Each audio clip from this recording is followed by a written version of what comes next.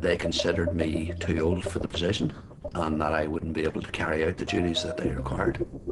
Čia anksčiau iš viso žiūrėjo į mus kaip nežinau ką. Tai dabar jau čia daugiau jau priimtina tai. Anksčiau tai aišku, kad ne.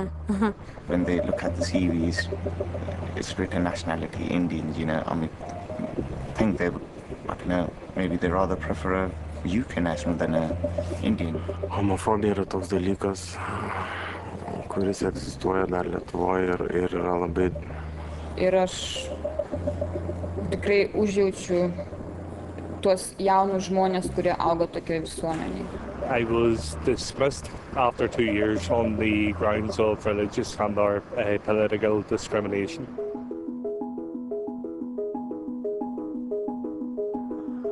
Terry, Arnoldas, Jasprit, Ivona, Ricardo și Santa au fost victimele discriminării.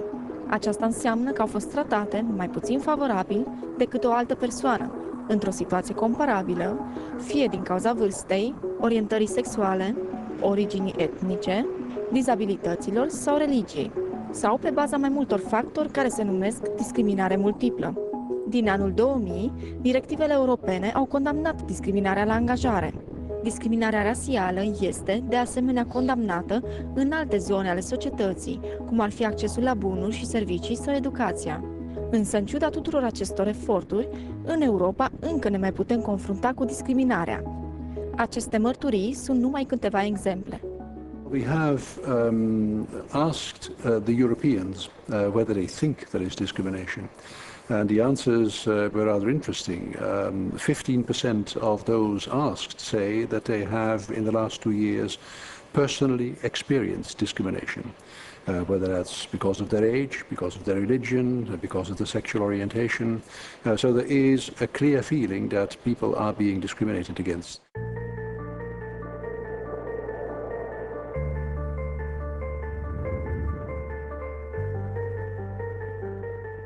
My name is Terry McCoy.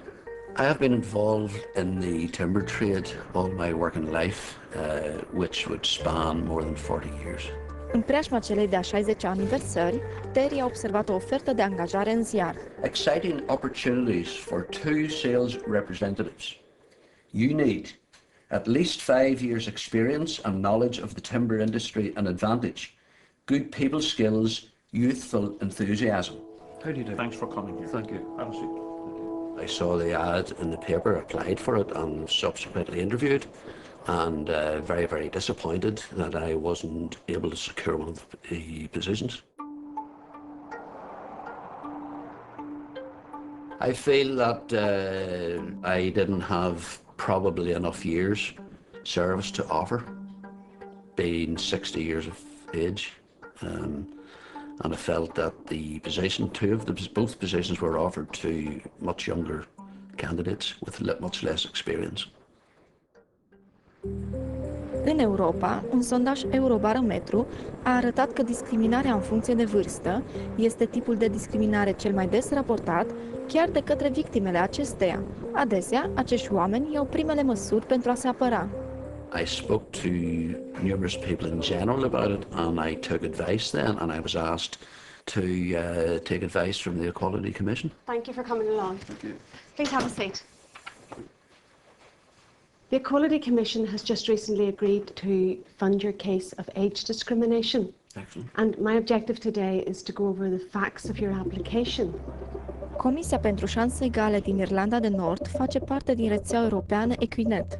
Peste 20 de organizații din întreaga Europa sunt membre ale Comisiei.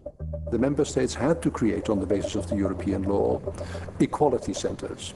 These are organizations which have, first of all, the role to receive complaints and to help individuals deal with them.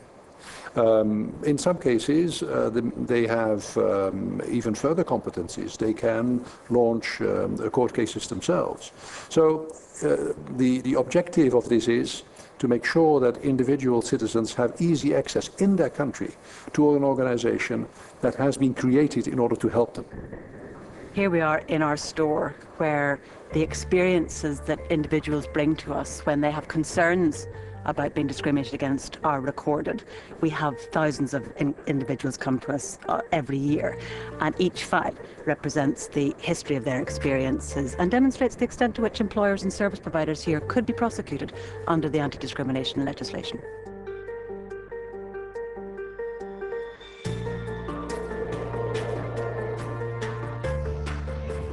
Ne aflăm în Marea Britanie, la nord de Londra.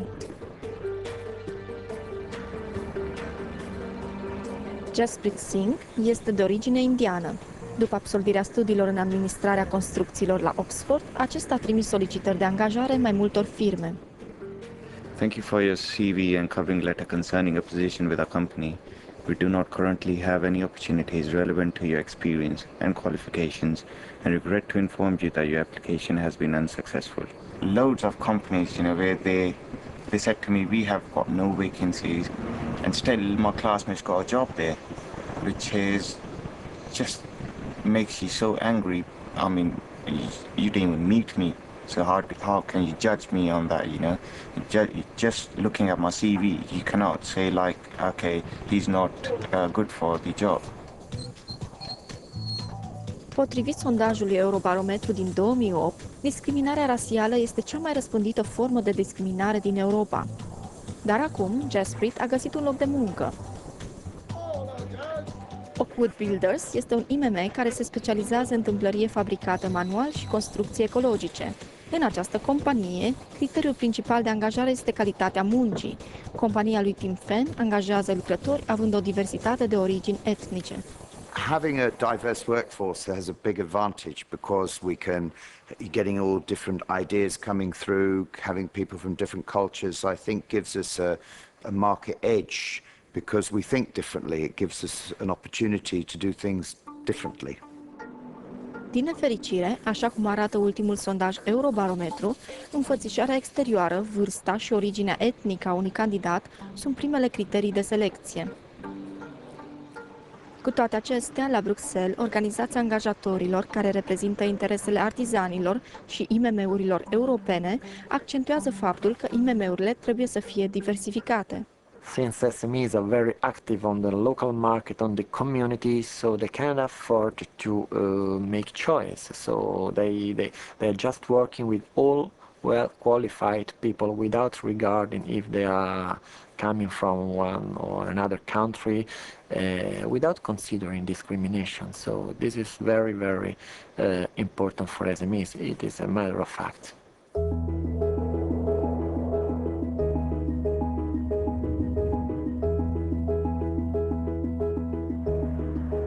Discriminarea afectează toate păturile sociale. Ne aflăm la Universitatea din Kaunas, Lituania. Arnoldas este o victimă a celui de-al doilea, cel mai des întâlnit tip de discriminare din Europa, potrivit studiului Eurobarometru. Mes esame Vytauto Didžiojo universiteto socialinių mokslų fakulteto sociologijos katedros auditorijoje, kurioje kažkada aš dėsčiau, bet pastarosius metus aš jau nedėstau ir šį semestrą man tiesiog buvo neleista dėstyti. Tiesiog rektorius neleido man vesti 2 paskaitų ir aš manau, kad tai yra susijęs su mano seksualinė orientacija ir todėl, kad rektorius nenori, kad aš kalbėčiau apie gėjų teisės ir gėjų reikalus. Problemele lui Arnoldas au început atunci când le-a vorbit liber studenților săi despre orientarea sa homosexuală, mai ales atunci când lucra împreună cu aceștia la un newsletter privind drepturile cetățenilor. Mai multe pagini vorbeau despre homosexuali. Rectorul a interzis publicarea acestui document. Aš manau, kad diskriminacija, jeigu mes kalbame apie gėjus, tai jinai labai susijusi su teisė būti atviru. Didžioji dalis visuomenės iš viso nenori, kad mes būtumėm atviri. Netgi mūsų politikai yra pasakę tokius žodžius, kol jūs esate savo klubuose ir restoranuose, tol jūs mums nei draugai, nei priešai. Bet jeigu jūs tik išeisit į viešumą, jūs būsit mūsų priešais.